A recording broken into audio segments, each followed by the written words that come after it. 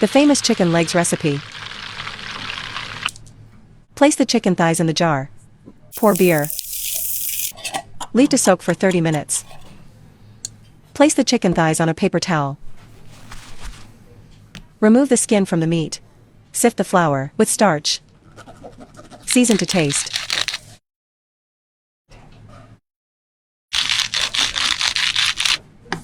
Divide the flour into 2 bowls. Add eggs to a bowl. Water.